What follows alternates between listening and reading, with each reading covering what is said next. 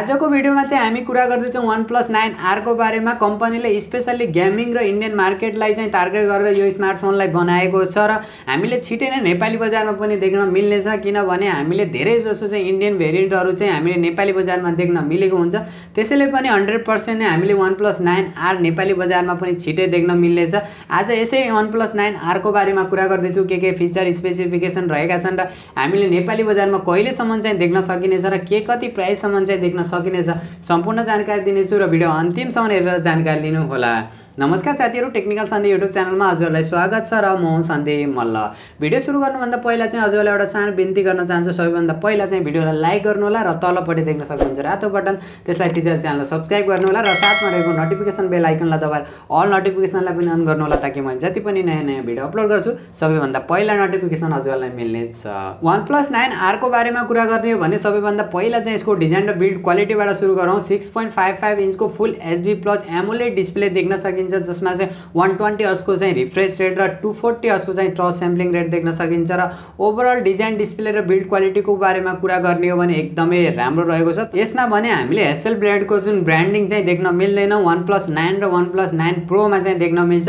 Specially त्यसलाई चाहिँ एकदमै बढी फोकस गरिएको थियो, तर हामीले 9R चाहिँ इन्डियन भेरिएन्ट भएको कारणले चाहिँ हामीले त्यो ब्रान्डिङ चाहिँ देख्न मिल्दैन। ओभरअलमा डिजाइन डिस्प्ले र बिल्ड क्वालिटी एकदमै कमालको रहेको छ। अपरेटिङ सिस्टमको कुरा गर्ने हो भने एन्ड्रोइड 11 देख्न सकिन्छ, जो अक्सिजन OS का साथ र एकदमै राम्रोसँग चाहिँ कस्टमाइज गरेको छ। एकदमै राम्रो एन्ड्रोइड एक्सपिरियन्स चाहिँ हामीले देख्न सकिन्छ। यसमा कुनै प्रकारका पनि ब्लोटवेयर चाहिँ हामीले देख्न मिल्दैन, जो एकदमै कमालको कुरा पनि रहेको छ। र प्रोसेसरको बारेमा कुरा गर्ने हो भने प्रोसेसर पनि एकदमै राम्रो रहेको छ। कम्पनीले फोकस गरेको छ गेमिङलाई र गेमिङका लागि एकदमै राम्रो प्रोसेसर देख्न सकिन्छ, जो क्वालकमको Snapdragon 870 चिपसेट प्रोसेसर देख्न सकिन्छ, जसमा 5G को सपोर्ट पनि रहेको छ। र ओभरअल प्रोसेसरको बारेमा कुरा गर्ने हो भने एकदमै राम्रो चाहिँ गेमिङ पर्फर्मेन्स चाहिँ यसमा देख्न मिल्छ।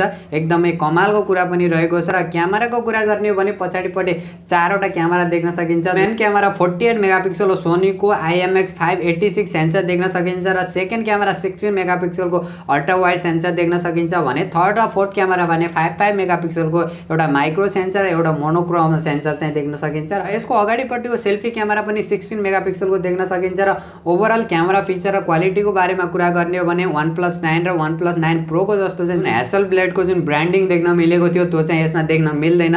त्यसमा तिनीहरूको केही फिचरहरू पनि एड गरिएको छ भन्ने कुराहरू थियो। अब त्यो त लन्च पछि टेस्ट पछि मात्र थाहा हुने कुराहरू हुन्। अरू फिचरहरूको बारेमा कुरा गर्ने हो भने फिंगरप्रिन्ट सेन्सर देख्न सकिन्छ, फेस अनलक सेन्सर देख्न सकिन्छ र यहाँनिर एउटा इन्ट्रेस्टिङ कुरा चाहिँ जुन ड्युअल स्टिरियो स्पिकर चाहिँ देख्न मिल्छ, एकदमै कमालको कुरा रहेको छ। र ब्याट्रीको कुरा गर्ने हो भने 4500 mAh को ब्याट्री देख्न सकिन्छ, 65 वाटको fast charger, USB Type-C port देख्न सकिन्छ। एकदमै इन्ट्रेस्टिङ कुरा रहेको छ। एकदमै फास्ट चार्जर हामीले देख्न मिलेको छ। ब्याट्री ब्याकअप चाहिँ अलिकति कम चाहिँ जस्तो लाग्यो मलाई। अलिकति यसलाई चाहिँ अपग्रेड गरेर अलिकति बढाएर चाहिँ लन्च गरेको भए चाहिँ अझ बेटर चाहिँ हुन्थ्यो। र र्याम र स्टोरेजको बारेमा कुरा गर्ने हो भने LPDDR5 र्याम र UFS 3.1 को स्टोरेज देख्न सकिन्छ। दुईवटा भेरिएन्टमा लन्च भएको छ, जो 8GB प्लस 128GB र 12GB प्लस 256GB स्टोरेजका साथ चाहिँ हामीले देख्न मिलेको छ। र प्राइसिङको बारेमा कुरा गर्ने हो भने चाहिँ हाम्रो नेपाली बजारमा जो 8GB प्लस 128GB को भने 70 देखि 75,000 को बीचमा चाहिँ देख्न मिल्नेछ भने जो 12GB प्लस 256GB स्टोरेजको भने हामीले 80,000 को बीचमा चाहिँ हामीले देख्ने सम्भावना चाहिँ रहेको छ। OnePlus 9R को ओभरअल डिजाइन फिचर र स्पेसिफिकेसनलाई हेर्ने हो भने गेमिङका लागि एकदमै राम्रो स्मार्टफोन रहेको छ। OnePlus का स्मार्टफोनहरू अलिकति फ्ल्यागशिप लेभलका हुन्छन्, अलिकति महँगो नै हुन्छन्, तर पनि जुन फिचर स्पेसिफिकेसन दिएको हुन्छ एकदमै कमालको रहेको छ। र गेमिङमा चाहिँ एकदमै फोकस गरेको छ। स्पेशली गेमिङ पर्फर्मेन्स चाहिँ हामीले एकदमै कमालको देख्न मिल्नेछ।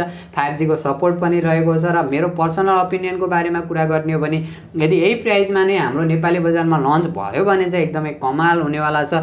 एकदमै राम्रो रहेको छ। हजुरहरू भने OnePlus 9R लाई लिएर कति एक्साइटेड हुनुहुन्छ र यो फोनको सबैभन्दा राम्रो कुरा चाहिँ के लागेको छ त्यो भने कमेन्ट गर्नु होला। र भिडियो मन परे भिडियोलाई लाइक अनि शेयर गर्नु होला। अहिलेसम्म पनि technical Sandeep YouTube channel subscribe गर्न बिर्सिनु भएको छ भने तलपट्टि देख्न सक्नुहुन्छ रातो बटन, त्यसलाई थिचेर च्यानल सब्स्क्राइब गर्नु होला र साथमा रहेको नोटिफिकेसन बेल आइकनलाई दबाएर अल नोटिफिकेसनलाई पनि अन गर्नु होला, ताकि मैले जति पनि नयाँ भिडियो अपलोड गर्छु सबैभन्दा पहिला नोटिफिकेसन हजुरलाई मिल्नेछ।